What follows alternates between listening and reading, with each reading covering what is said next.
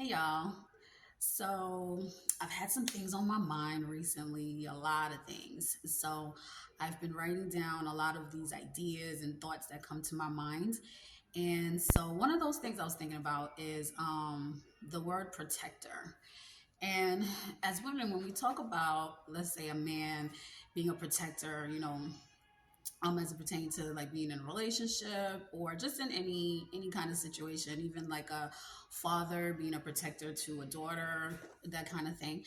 A lot of times when we talk about a man being a protector, we think about if like somebody attacks us and like the man is there to protect us. Somebody is jumping out the bushes, and they're there to hold us down. But I was actually thinking about protection in terms of my emotions. Now I'm looking at it a little bit differently. Of course, you still want that protector who's going to be there to protect you, physically. But what about emotionally?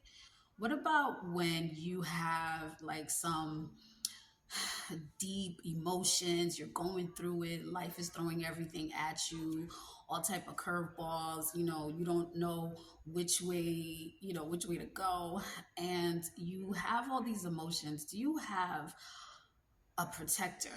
Do you have someone who's going to protect those emotions?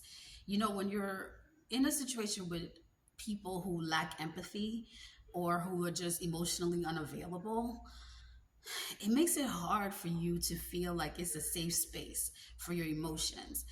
People who downplay what you're going through, downplay your emotions, or make you feel like it's your fault for things that are going on. And a lot of times, it just doesn't feel like a safe space. That person isn't protecting your emotions. It's not a safe space for your emotions.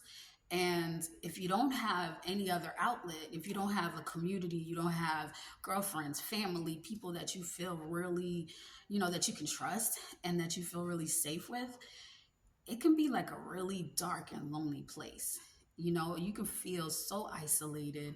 And there are times, many people have described being in relationships and still feeling lonely, still feeling alone, and feeling like, you have to fight the world by yourself. And it's crazy because if you have a protector, you shouldn't feel that way. But the reality is, like I said, we think about protector as in terms of physically protecting you, but you actually also need a protector of your emotions. You need somebody who is a safe space, for you to land. So you need someone who is able to at least give you that emotional support when you, or at the very least, not make you feel crazy for having those emotions. So really, I think we really need to start really thinking about not just protector as physically protecting you, but someone who's going to be there, be a safe space for your emotions as well.